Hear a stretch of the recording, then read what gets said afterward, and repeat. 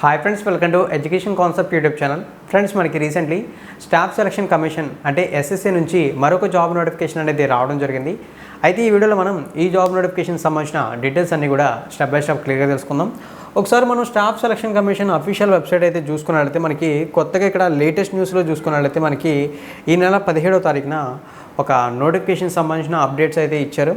అది చూసుకున్నట్లయితే మనకి notice of head constable ministration in Delhi police examination 2022 అని చెప్పి మెన్షన్ చేశారు. మనకి ఢిల్లీ పోలీసుకి సంబంధించి హెడ్ కానిస్టేబుల్ పోస్ట్ని రిక్రూట్ చేయడానికి స్టాఫ్ సెలక్షన్ కమిషన్ నుంచి మళ్ళీ మరొక జాబ్ నోటిఫికేషన్ రిలీజ్ చేయడం జరిగింది. అయితే ఈ పోస్టులకి ఇంటర్మీడియట్ క్వాలిఫికేషన్తో అయితే అప్లై చేసుకోవచ్చు. ఢిల్లీ అనగానే చాలామంది మిగిలిన వాళ్ళు ఎవరు అప్లై అయితే చేయడానికి వీల్లేదేమో అనుకుంటారు. ఫ్రెండ్స్, ఇవి సెంట్రల్ గవర్నమెంట్ జాబ్స్, అందరికీ కూడా సేమ్ ప్రిఫరెన్స్ ఉంటుంది. అలాగే ఆల్ ఓవర్ ఇండియన్ సిటిజన్స్ అందరూ కూడా అప్లై చేసుకోవచ్చు. అంటే మీరు కూడా అప్లై అయితే చేసుకోవచ్చు. అంటే ఈ వీడియో చూస్తున్న వాళ్ళు కూడా అప్లై అయితే చేసుకోవచ్చు, ఇండియాలో ఎక్కడున్నా సరే. సో ఇక మనం మెయిన్ డీటెయిల్స్లో ఒక్కొక్కసారి వెళ్ళి నోటిఫికేషన్ సంబంధించిన వివరాలు అనేది ఒకసారి మనం చెక్ చేద్దాం. ఫ్రెండ్స్, ఇప్పుడు మీకు నేను స్క్రీన్ మీద తీసుకొచ్చాను కదా పీడిఎఫ్. ఈ పీడిఎఫ్లోనే మనకి నోటిఫికేషన్ సంబంధించిన డీటెయిల్స్, అంటే పోస్టులు ఎన్ని ఉన్నాయి, వాటిని కమ్యూనిటీ వైజ్ ఎలా డివైడ్ చేశారు, అలాగే ఎడ్యుకేషన్ క్వాలిఫికేషన్స్ ఏంటి, ఏజ్ లిమిట్స్ ఏంటి, అప్లికేషన్ ఫీజు ఎంత ఉంటుంది, సెలక్షన్ ప్రాసెస్ ఏంటి, ఎగ్జామ్ సెంటర్స్ ఎక్కడ ఉంటాయి, అన్ని డీటెయిల్స్ కూడా మీకు నేను స్టెప్ బై స్టెప్ క్లియర్గా ఎక్స్ప్లెయిన్ చేస్తాను ఈ నోటిఫికేషన్ పీడిఎఫ్లో ఉన్నవి. సో ఫస్ట్ ఆఫ్ ఆల్ మీకు నేను చెప్పవలసినవి ఏంటంటే ఇంపార్టెంట్ డేట్స్. సో యాక్చువల్గా ఈ ఇంపార్టెంట్ డేట్స్లో చూసుకున్నట్లయితే మనకి నోటిఫికేషన్ ఎప్పుడు రిలీజ్ అయింది, ఎప్పుడు ఎండ్ అయిపోతుంది, అప్లికేషన్ ఫీజు ఎప్పటి వరకు పే చేయాలి, ఎగ్జామ్స్ ఎప్పుడు జరుగుతాయి, ఇటువంటి డీటెయిల్స్ అన్నీ కూడా ఉంటాయి. ఆల్రెడీ ప్రీవియస్ జాబ్ నోటిఫికేషన్ వీడియోస్లో చాలాసార్లు చెప్పా, కొత్తగా ఎవరైనా ఉంటారేమో అని చెప్పి వాళ్ళకి మళ్ళీ చెప్తాను చూడండి. సో ఇక్కడ మనకి చూసుకోవచ్చు, head constable ministration in Delhi police examination 2022 అని చెప్పి మెన్షన్ చేశారు. వాటికి సంబంధించిన ఇంపార్టెంట్ డేట్స్ అయితే ఇవి. ఇప్పుడు నేను వీడియోలు ఎంతైనా పర్వాలేదని చెప్పి కాస్త క్లియర్గా చెప్తాను. First of all, date of submission of online applications. So ఇక్కడ మనకి మెన్షన్ చేసిన డేట్ ఏంటంటే మనకి 17/5/2022, అంటే మనకి మే 17వ తారీఖు నుంచి, అంటే వెస్టర్డే నుంచి ఆన్లైన్ అప్లై ప్రాసెస్ స్టార్ట్ అయింది. ఆ రోజు నుంచి మీరు ఎస్ఎస్సి వెబ్సైట్లోకి వెళ్ళి అప్లై అయితే చేసుకోవచ్చు అని చెప్పి మెన్షన్ అయితే చేశారు. ఇక నెక్స్ట్ చూసుకుంటే last date on time for receipt online applications. ఇది చూసుకుంటే మనకి 16/6/2022, అంటే ఈ జాబ్స్కి ఆన్లైన్లో అప్లై చేయడానికి లాస్ట్ డేట్ ఎప్పుడు. ఈ డేట్ చూసుకున్నట్లయితే మనకి 16, అంటే మనకి 16వ తారీఖు, అది కూడా నెక్స్ట్ మంత్, అంటే జూన్ మంత్ 16వ తారీఖు వరకు ఈ జాబ్స్కి అప్లై అయితే చేసుకోవచ్చు. ఇక అప్లికేషన్ ఫీజు చూసుకుంటే మనకి ఇంకొక 2 days అడిషనల్గా ఉంటుంది. అంటే మనకి జూన్ 18వ తారీఖు వరకు అప్లికేషన్ ఫీజు పే చేయడానికి అయితే అవకాశం అయితే ఉంటుంది, అది కూడా గుర్తుంచుకోండి. ఇక నెక్స్ట్ చూసుకున్నట్లయితే మనకి ఏదైతే ఈ కంప్యూటర్ బేస్డ్ ఎగ్జామ్ అయితే ఉంటుందో, అంటే ఈ జాబ్స్కి సంబంధించిన కంప్యూటర్ బేస్డ్ ఎగ్జామ్ ఉంటుంది కదా. సో ఈ ఎగ్జామ్ అనేది చూసుకున్నట్లయితే మనకి సెప్టెంబర్ 2022లో జరుగుతుందని చెప్పారు. అంటే మనకి సెప్టెంబర్ మంత్లో జరుగుతుందని చెప్పి మెన్షన్ అయితే చేశారు. ఇంకొక ఇంపార్టెంట్ డేట్స్ కూడా ఇచ్చారు. అదేంటంటే మనకి కొన్ని మిస్టేక్స్ అయితే జరుగుతుంటాయి కదా, కొన్ని ఎర్రర్స్ అయితే వస్తుంటాయి అప్లికేషన్స్ ఫిల్ చేసినప్పుడు, మార్జిన్ ఆఫ్ ఎర్రర్స్. ఆ ఎర్రర్స్ అనేది ప్రతి ఒక్కరు చేస్తారు కొన్నిసార్లు అనుకోకుండా. ఈ ఎర్రర్స్ ఏమన్నా వస్తే అప్లికేషన్ ఫిల్ చేసేటప్పుడు ఆ అప్లికేషన్స్ని కరెక్షన్ చేసుకోవడానికి మనకి జూన్ 21వ తారీఖు నుంచి జూన్ 25వ తారీఖు వరకు ఒక 5 days వరకు టైం అయితే ఇవ్వడం అయితే జరుగుతుందని చెప్పారు. ఇవైతే మీకు మనకి ఏదైతే ఢిల్లీ పోలీసు రిక్రూట్మెంట్ 2022కి సంబంధించి ఎస్ఎస్సి నుంచి రిలీజ్ అయిన హెడ్ కానిస్టేబుల్ పోస్టులకు సంబంధించిన ఇంపార్టెంట్ డేట్స్ క్లియర్గా అయితే గుర్తుంచుకోండి. ఫ్రెండ్స్, జాబ్ నోటిఫికేషన్ సంబంధించిన రిమైనింగ్ డీటెయిల్స్ తెలుసుకోబోయే ముందు ఒక చిన్న బ్రేక్. ఈ బ్రేక్లో మీకు యూస్ఫుల్ అయ్యే ఒక ఇన్ఫర్మేషన్ అనేది చెప్తాను. మీకు ఖచ్చితంగా యూస్ అవుతుంది, కాస్త ఎండింగ్ వరకు చూడడానికి ట్రై చేయండి. అదేంటంటే ఫ్రెండ్స్, ప్రతి ఒక్కరికి కూడా గవర్నమెంట్ జాబ్ కావాలని ఉంటుంది. ఎందుకంటే గవర్నమెంట్ జాబ్ అనేది చాలా సెక్యూర్. సో అందువల్ల ప్రతి ఒక్కరు గవర్నమెంట్ జాబ్ గెట్ చేయాలని ట్రై చేస్తారు. అయితే నవ్వే డేస్లో, అంటే ప్రజెంట్ డేస్లో చూసుకున్నట్లయితే గవర్నమెంట్ జాబ్స్ నోటిఫికేషన్స్ రెగ్యులర్గా రావట్లా. ఒకవేళ వచ్చినా కానీ రిక్రూట్మెంట్స్ అనేవి ఎర్లీగా కంప్లీట్ అవ్వట్లా. కంప్లీట్ అవుతుందని కూడా మనం అనుకున్నా సరే, జాబ్స్ వచ్చేవి 10, అప్లై చేసేవాళ్ళు 10,000 మంది. సో ఇంకా మనకి 9,990 మంది ఎటువంటి జాబ్ అనేది లేక సఫర్ అవుతున్నారు. సో దీని అంతటికీ ఆల్టర్నేటివ్ సొల్యూషన్ ఏదైనా ఉందంటే ప్రైవేట్ జాబ్స్. అయితే ఈ ప్రైవేట్ జాబ్స్ని గెట్ చేసే ప్రాసెస్ తెలియక చాలామంది సఫర్ అయితే అవుతున్నారు. సో అది ఎలా గెట్ చేయాలో ఇప్పుడు మీకు నేను డీటెయిల్డ్గా చెప్తాను. సో చాలామంది ప్రైవేట్ జాబ్స్ని గెట్ చేయడానికి ఎలా అప్రోచ్ అవ్వాలో తెలియక స్ట్రగుల్ అవుతారు. కొంతమంది ఆల్రెడీ జాబ్ చేసి మళ్ళీ జాబ్స్ గెట్ చేద్దాం, లేదా మ్యారేజ్ అయిపోయి మళ్ళీ జాబ్ గెట్ చేద్దాం అని చెప్పి కొన్ని కెరీర్ గ్యాప్స్ వల్ల కూడా జాబ్ అనేది గెట్ చేయలేక సఫర్ అవుతున్నారు. సో ఈ కెరీర్ గ్యాప్స్ ఉన్నోళ్ళు కూడా ఈజీగా జాబ్ అయితే గెట్ చేస్తున్నారు రీసెంట్‌గా. అదెలా ఒకసారి చెప్తాను. రీసెంట్‌గా చూసుకుంటే నిషితా గుప్తా. ఈమె చూసుకుంటే యాక్చువల్‌గా 2011లో గ్రాడ్యుయేషన్ కంప్లీట్ చేసింది. తర్వాత చూసుకుంటే 1, 2 ఇయర్స్ జాబ్ చేసిన తర్వాత మ్యారేజ్ అవ్వడం, తర్వాత పిల్లలు పుట్టడం, వాళ్ళ అబ్బాయిని కేర్ తీసుకోవడం, ఒక 10 ఇయర్స్ కెరీర్ గ్యాప్ తర్వాత జాబ్ చేయాలని చెప్పి కంపెనీస్‌ని అప్రోచ్ అవుతే కెరీర్ గ్యాప్ ఉండడం వల్ల job opportunities Rao. At the time ఈమె రీలెవెల్‌కి సంబంధించిన డీటెయిల్స్ తెలుసుకొని కాస్త రీసెర్చ్ అయితే చేసిన తర్వాత రీలెవెల్‌లో రిజిస్టర్ చేసుకొని వాళ్ళు రెగ్యులర్‌గా కండక్ట్ చేసే టెస్ట్ సిరీస్‌లో పార్టిసిపేట్ చేసి మంచి స్కోర్ చేసింది. వెంటనే ఈమెకి 4 కంపెనీస్ నుంచి జాబ్ ఆపర్చునిటీస్ వచ్చాయి. బట్ ఈమెకు సూటబుల్ అయ్యే జాబ్ డైమండ్స్ అనే కంపెనీ ఇవ్వడం వల్ల అందులో సేల్స్ డిపార్ట్మెంట్‌లో ఈమె జాబ్ అనేది గెట్ చేసింది. ఇది కూడా 10,00,000 రూపీస్ ప్యాకేజ్‌తో ఆఫ్టర్ 10 ఇయర్స్ ఆఫ్ కెరీర్ గ్యాప్‌తో. సో నౌ ఏ డేస్ చాలామంది కెరీర్ గ్యాప్స్ ఉన్నాయి. ఇంత మంచి జాబ్స్ గెట్ చేస్తున్నారు. బట్ ఫ్రెషర్స్ జాబ్స్ గెట్ చేయలేక స్ట్రగుల్ అవుతున్నారు కాబట్టి మీరు చేయాల్సింది ఏంటంటే ఫ్రెండ్స్ రీలెవెల్‌లో రిజిస్టర్ చేసుకోండి. మీ అమౌంట్స్ కూడా జస్ట్ రిజిస్టర్ చేసుకోండి. రిజిస్టర్ చేసుకున్న తర్వాత వాళ్ళు రెగ్యులర్‌గా మాక్ టెస్ట్‌ని కండక్ట్ చేస్తారు. రీసెంట్‌గా కూడా ఎలక్ట్రానిక్స్ సంబంధించి ఒక కొత్త ప్రాజెక్ట్‌ని స్టార్ట్ అయితే చేశారు. అందులో కూడా మీరు రిజిస్టర్ చేసుకొని మీరు పార్టిసిపేట్ చేసి మంచి స్కోర్ చేయగలిగితే వాళ్ళు కండక్ట్ చేసే టెస్టుల్లో మీరు వితిన్ 15 డేస్ లోపే జాబ్ అనేది గెట్ చేయొచ్చు.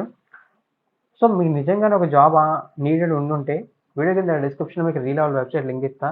వెంటనే వెళ్లి రిజిస్టర్ చేసుకోండి. గవర్నమెంట్ జాబ్ ప్రతి ఒక్కరి కలే, నా కల కూడా.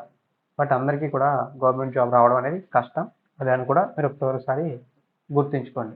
రాదు అంట్లా, కష్టం అని చెప్తున్నా అంతే. సో ఇక నెక్స్ట్ మనకి చూసుకున్నట్లయితే ఏవైతే ఈ పోస్టులు ఉంటాయో వీటిని మనకి కమ్యూనిటీ వైజ్ డివైడర్స్ అయితే చేశారు. టోటల్‌గా చూసుకుంటే అరౌండ్ మనకి ఒక 850 వరకు పోస్టులు అయితే ఉంటాయి. వాటిని కమ్యూనిటీ వైజ్ డివైడ్ చేశారు. ఆ వివరాలు ఒకసారి మనం చెక్ చేద్దాం. అయితే ఈ పోస్టులో మనకి మేల్ క్యాండిడేట్స్‌కి సెపరేట్‌గా, ఫీమేల్ క్యాండిడేట్స్‌కి సెపరేట్‌గా డివైడ్ చేశారు. ఆ వివరాలు కూడా మనకి మేల్ క్యాండిడేట్స్ సెపరేట్‌గా, ఫీమేల్ క్యాండిడేట్స్ సెపరేట్‌గా చూసుకుందాం. సో ఫస్ట్ ఆఫ్ ఆల్ మనం హెడ్ కానిస్టేబుల్ మినిస్ట్రియల్ మేల్ క్యాండిడేట్స్కి సంబంధించిన పోస్టుల వివరాలు అయితే చూద్దాం. ఫ్రెండ్స్, ఈ హెడ్ కానిస్టేబుల్ మేల్ క్యాండిడేట్స్కి సంబంధించి టోటల్గా చూసుకుంటే మనకి 559 వేకెన్సీస్ ఉన్నాయి. అంటే మనకి 559 పోస్టులు అయితే ఉన్నట్టు మెన్షన్ అయితే చేశారు. ఒకసారి ఇక్కడ మీరు క్లియర్గా అయితే చూడొచ్చు. వీటిని మనకి కమ్యూనిటీ వైజ్ డివైడ్ చేశారు. సో ఆ పోస్టులు అనేది చూద్దాం. ఇక్కడ మనకి ఈఎక్స్ఎస్ఎం అని ఉంది చూసారా. ఈ ఈఎక్స్ఎస్ఎం అంటే మనకి ఎక్స్ సర్వీస్మెన్. సో ఈ వీడియోకి సంబంధించిన డీటెయిల్స్ అయితే మనం తెలుసుకోవద్దు. ఎందుకంటే వీడియో చూసే వాళ్ళు ఎక్స్ సర్వీస్మెన్ వాళ్ళు ఎవరు ఉండరు. ఉన్నా కానీ 1 or 2 మెంబర్స్ ఉండరు. వాళ్ళ కోసం వీడియో లెంత్ అనేది కాస్త ఇంక్రీజ్ చేయడం ఇంట్రెస్ట్ లేక స్కిప్ అయితే చేస్తున్నాను. సో ఇప్పుడు మనం ఓపెన్ కేటగిరీకి సంబంధించి అంటే జనరల్ రిక్రూట్మెంట్కి సంబంధించిన పోస్టుల వివరాలు అనేది ఒకసారి మనం చూద్దాం. ఇక్కడ మీకు నేను ఓపెన్ అనేది అన్ని అండర్లైన్ చేస్తాను. సో ఇందులో చూసుకున్నట్లయితే మనకి జనరల్ కేటగిరీ లేదా అన్రిజర్వ్డ్ కేటగిరీ వీళ్ళకి చూసుకుంటే మనకి 217 అంటే 217 పోస్టులు అయితే ఉన్నాయని చెప్పి మెన్షన్ అయితే చేశారు. ఇక నెక్స్ట్ మనకి ఎకనామిక్ వీకర్ సెక్షన్ చూసుకుంటే 50 పోస్టులు ఇచ్చారు. అలాగే మనకి ఓబీసీ కేటగిరీకి సంబంధించి 123, ఎస్సీ కేటగిరీకి సంబంధించి 59, ఎస్టీ కేటగిరీకి సంబంధించి 54, టోటల్గా మనకి 503 పోస్టులు అయితే ఉన్నాయి. ఇవైతే మనకి మేల్ క్యాండిడేట్స్కి సంబంధించి ఓపెన్ కేటగిరీలో అంటే ఎక్స్ సర్వీస్మెన్కి రిజర్వ్ చేయకుండా 503 పోస్టులు అయితే ఉన్నాయి. ఇక్కడ మీరు క్లియర్గా అయితే చూడొచ్చు. ఇక నెక్స్ట్ మనకి ఫీమేల్ క్యాండిడేట్స్ కూడా ఇచ్చేసారు డీటెయిల్స్. ఆ డీటెయిల్స్ ఒకసారి మనం చూద్దాం. ఆ డీటెయిల్స్ ఒకసారి మనం చూసినట్లయితే ఫస్ట్ ఆఫ్ ఆల్ ఇక్కడ హెడ్ కానిస్టేబుల్ మినిస్ట్రియల్ ఫీమేల్ అని చెప్పి కనపడుతుంది కదా, అదైతే అండర్లైన్ అయితే చేశాను.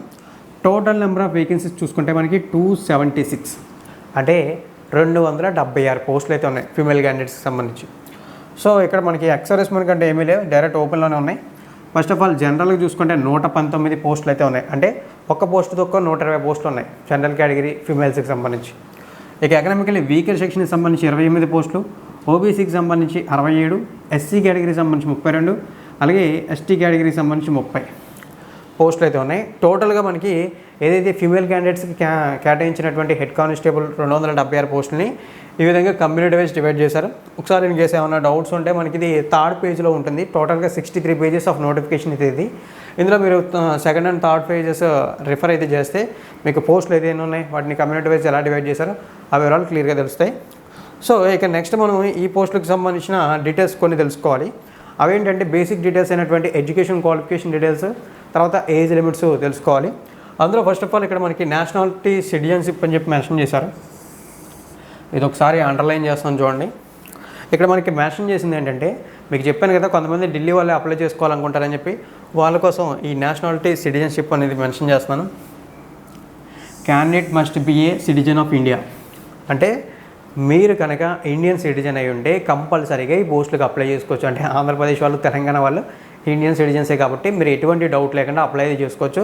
ఫ్రెండ్స్, ఇంకొక గుడ్ న్యూస్ ఏంటంటే ఇక్కడ మనకి ఓన్లీ పోస్టులని ఓన్లీ మనకి జనరల్గా ఇచ్చేసేవారు. బట్ ఇక్కడ మేల్ క్యాండిడేట్స్కి ఫీమేల్ క్యాండిడేట్స్కి సపరేట్ చేస్తూ పోస్టులు ఇచ్చారు కాబట్టి ఫీమేల్ క్యాండిడేట్స్ కూడా కాస్త ఇంట్రెస్ట్ అయితే చూపించండి రిక్రూట్పై. ఇక నెక్స్ట్ ఈ జాబ్స్కి అప్లై చేయడానికి అంటే ఈ పోస్ట్కి అప్లై చేయడానికి ఉండాల్సిన ఏజ్ లిమిట్స్ చూద్దాం. సో ఏజ్ లిమిట్ ఇక్కడ మెన్షన్ చేశారు చూడండి. ఇక్కడ నేను అండర్లైన్ అనేది చేస్తున్నాను. సో అండర్లైన్ చేసి ఇక్కడ మనకి మెన్షన్ చేసిన డీటెయిల్స్ చూద్దాం. ఫ్రెండ్స్ ఇక్కడ మనకి మెన్షన్ చేసిన డీటెయిల్స్ ఏంటంటే 18 to 25 years అని చెప్పి మెన్షన్ అయితే చేశారు. అంటే అప్లై చేసే క్యాండిడేట్కి మినిమం 18 సంవత్సరాలు ఉండాలంటే కంపల్సరీగా ఓటు హక్కు అయితే వచ్చేసి ఉండాలి. ఇక మ్యాక్సిమం చూసుకుంటే 25 సంవత్సరాల వయసు దాటి ఉండకూడదని చెప్పారు. అంటే మీరు 18 సంవత్సరాల వయసు దాటి 25 సంవత్సరాల లోపు ఉంటేనే ఈ జాబ్స్కి అప్లై అయితే చేసుకోగలరు. At the same time good news ఏంటంటే మనకి ఏజ్ రిలాక్సేషన్స్ ఉంటాయి. అవి కూడా ఇక్కడ మనకి ఇవ్వడం అయితే జరిగాయి. ఆ ఏజ్ రిలాక్సేషన్స్ అనేది ఒకసారి చూద్దాం. ఫ్రెండ్స్ ఇవన్నీ కూడా సెంట్రల్ గవర్నమెంట్ రూల్స్ ప్రకారం ఇచ్చిన ఏజ్ రిలాక్సేషన్స్. సో ఒకసారి మనం ఆ age relaxations step by step చూస్తే ఫస్ట్ ఆఫ్ ఆల్ మనకి యాజ్ యూజువల్గానే SC ST కేటగిరీ అభ్యర్థులకి చూసుకుంటే ఎప్పట్లాగే మనకి 5 years ఏజ్ రిలాక్సేషన్ ఇచ్చారు. ఇక నెక్స్ట్ మనకి OBC కేటగిరీ చూసుకుంటే 3 years ఏజ్ రిలాక్సేషన్ ఇచ్చారు. అలాగే మనకి పర్సన్ విత్ డిజేబిలిటీ అన్రిజర్వ్డ్కి చూసుకుంటే 10 years. Person with disability OBC చూసుకున్నట్లయితే మనకి 13 years. ఫైనల్గా person with disability SC ST candidates చూసుకుంటే 15 years ఏజ్ రిలాక్సేషన్స్ అయితే ఉంటాయని చెప్పారు. ఫ్రెండ్స్ ఇక్కడ మనకి ఏజ్ లిమిట్స్తో పాటు కొన్ని డేట్స్ కూడా ఇచ్చారు. ఆ డేట్స్ ఒకసారి మీకు అండర్లైన్ చేసి క్లియర్గా అయితే చెప్తాను చూడండి. సో ఇక్కడ మనకి మెన్షన్ చేసిన డేట్స్ ఒకసారి చూసుకుంటే మనకి ఒకసారి చదువుతాను చూడండి. Candidate born not 2/1/1997 and not later than 1/1/2004. So అంటే ఇక్కడ మనకి మెన్షన్ చేసింది ఏంటంటే 1997 మనకి January 2వ తారీఖు ముందు పుట్టిన వాళ్ళు ఎవరు కూడా అప్లై అయితే చేసుకోలేరని చెప్పి మెన్షన్ అయితే చేశారు. అలాగే 2004 January 1వ తారీఖు తర్వాత పుట్టిన వాళ్ళు ఎవరు కూడా అప్లై అయితే చేసుకోలేరని చెప్పి మెన్షన్ అయితే చేశారు. మీకు ఈ డేట్స్ మీద ఏ డౌట్ ఉన్నా సరే మీరు నోటిఫికేషన్లో 4th పేజ్లోకి వెళ్ళి డేట్స్ని అయితే చూడండి. అవి డేట్స్ని చూసుకుని మీరు క్లారిటీ అయితే తెచ్చుకోండి. మళ్ళీ వీటిపైన డౌట్స్ అయితే రైజ్ చేయకండి. ఇక నెక్స్ట్ మీకు నేను ఎడ్యుకేషన్ క్వాలిఫికేషన్స్ సంబంధించిన డీటెయిల్స్ చెప్తాను. అంటే ఈ పోస్ట్కి అప్లై చేయాలంటే ఎటువంటి ఎడ్యుకేషన్ క్వాలిఫికేషన్స్ ఉండాలో ఆ డీటెయిల్స్ చెప్తా. ఫ్రెండ్స్ ఇక నెక్స్ట్ మనం ఈ పోస్ట్కి సంబంధించిన ఎడ్యుకేషన్ క్వాలిఫికేషన్ డీటెయిల్స్ అయితే చూద్దాం. అంటే ఎటువంటి ఎడ్యుకేషన్ క్వాలిఫికేషన్ ఉంటే మనం అప్లై అయితే చేసుకోగలం అటువంటి డీటెయిల్స్ అయితే చూద్దాం. ఇక్కడ మనకి చూసుకోవచ్చు ఎసెన్షియల్ క్వాలిఫికేషన్ అని చెప్పి మెన్షన్ అయితే చేశారు. అలాగే ఇక్కడ మనం అండర్లైన్ చేసి ఆ డీటెయిల్స్ అయితే ఒకసారి క్లారిటీగా అయితే తెలుసుకుందాం. సో ఫస్ట్ ఆఫ్ ఆల్ ఇక్కడ నేను అండర్లైన్ అయితే చేస్తాను చూడండి. ఒకసారి అండర్లైన్ అయితే చేశాను కదా. ఇక్కడ మనకి మెన్షన్ చేసిన డీటెయిల్స్ని కూడా ఒకసారి కంప్లీట్గా అండర్లైన్ చేసి మీకు నేను క్లియర్గా చదివి అర్థమయ్యేలా చెప్తాను. సో ఇక్కడ చూసుకోవచ్చు 10+2 senior secondary pass are equivalent from recognized board at the time of filling application form. Professional attendance speed English typing 30 words per minute or speed Hindi typing 25 words per minute. ఇవైతే మనకి education qualifications and additional qualifications. మీకైతే అర్థమైపోయాయి కదా. మీకు అర్థం కాలేదని నాకు తెలుసు. ఒకసారి మీకు నేను చెప్తాను చూడండి. ఫ్రెండ్స్ ఈ జాబ్స్కి ఇంటర్మీడియట్ పాస్ అవుట్ అయినా ఎవరైనా అప్లై చేసుకోవచ్చు. మేల్ క్యాండిడేట్స్ ఫీమేల్ క్యాండిడేట్స్ ఎవరైనా అప్లై చేయొచ్చు. ఎందుకంటే వాళ్ళకి పోస్టులు కూడా మెన్షన్ అయితే చేశారు. మళ్ళీ ఇంటర్మీడియట్లో మీరు ఏ గ్రూప్ అనేది అడగొద్దు ఫ్రెండ్స్, కాస్త చిరాగ్గా అయితే ఉంటుంది. మీకు ముందుగానే చెప్తాను, ఇంటర్మీడియట్లో మీరు MPC చేసినా, BIPC చేసినా, CEC చేసినా, HEC చేసినా, MSc చేసినా సరే అప్లై అయితే చేసుకోవచ్చు. అది గుర్తుంచుకోండి. అలాగే మీరు కంపల్సరీగా పాస్ అవుట్ అయితే అయి ఉండాలి అప్లై చేసే టైంకి. అది క్లియర్గా గుర్తుంచుకోండి. మీరు లాస్ట్ ఇయర్లో ఉన్నాం, ఎగ్జామ్స్ రాసాం, రిజల్ట్స్ వస్తాయి అంటే కుదరదు.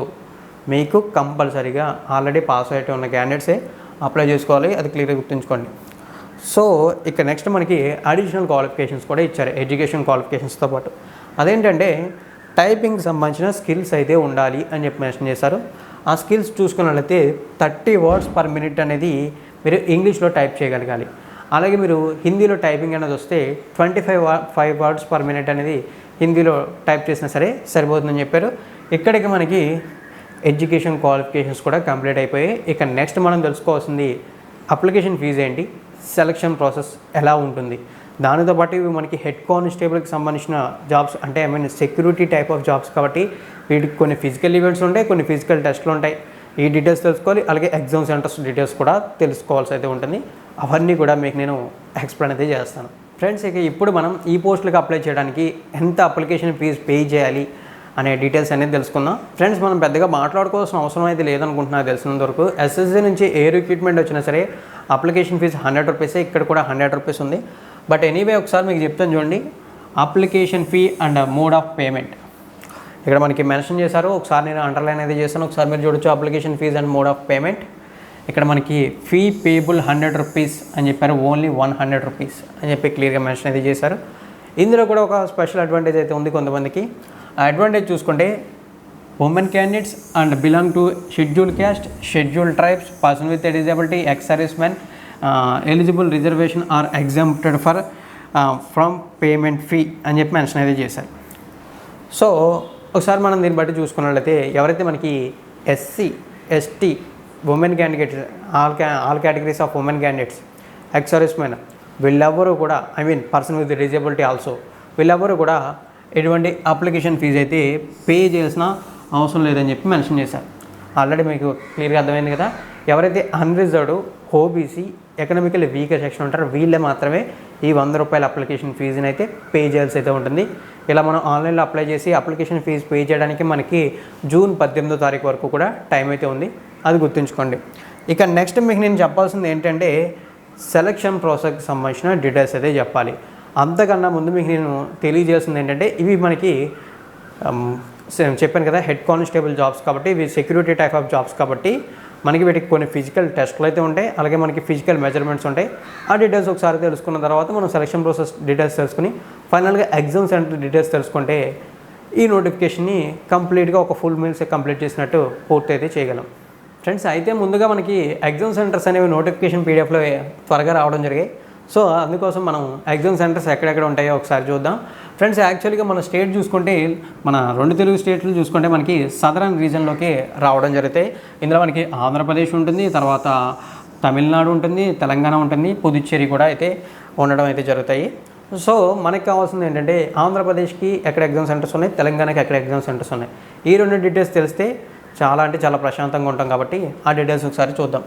ఫస్ట్ ఆఫ్ ఆల్ ఆంధ్రప్రదేశ్కి చూసుకుంటే మనకి చీరాల, గుంటూరు, కాకినాడ, కర్నూలు, నెల్లూరు, రాజమండ్రి, తిరుపతి, విజయనగరం, విజయవాడ, విశాఖపట్నం. సో ఇన్ని ఎగ్జామ్ సెంటర్స్ అయితే ఉన్నాయి ఆంధ్రప్రదేశ్ స్టేట్కి సంబంధించి. ఒకసారి మీకు డౌట్ అయితే ఉంటే మనకి ఎన్ని పేజ్ నెంబర్ 14లోకి వెళ్ళి మీరు ఎగ్జామ్ సెంటర్స్ అయితే చూసుకోవచ్చు. ఇక నెక్స్ట్ మనం తెలుసుకోవాల్సింది తెలంగాణకు సంబంధించి ఎప్పటి ఎగ్జామ్ సెంటర్ ఒకటి అయినటువంటి హైదరాబాద్, కరీంనగర్, వరంగల్ ఈ 3 మనకి ఎగ్జామ్ సెంటర్స్కి ఇవ్వడం అయితే జరిగింది. సో ఇక్కడ మీరు తెలంగాణకు సంబంధించిన ఎగ్జామ్ సెంటర్స్ కూడా ఒకసారి చూసుకోవచ్చు. ఫ్రెండ్స్ ఇక్కడ మనకి ఎగ్జామ్ సెంటర్స్ సంబంధించిన డౌట్స్ అయితే క్లియర్ అయిపోయి ఉంటాయి కదా. ఇక మీకు నేను చెప్పాల్సినటువంటి ఫిజికల్ స్టాండర్డ్స్, ఫిజికల్ మెజర్మెంట్స్కి సంబంధించిన అలాగే ఫిజికల్ ఈవెంట్స్కి సంబంధించిన డీటెయిల్స్ కంప్లీట్ అయితే చేస్తాం. సో ఇప్పుడు ఫ్రెండ్స్ మనం ఈ పోస్టులకు సంబంధించినటువంటి ఫిజికల్ మెజర్మెంట్స్ అనేవి తెలుసుకుందాం.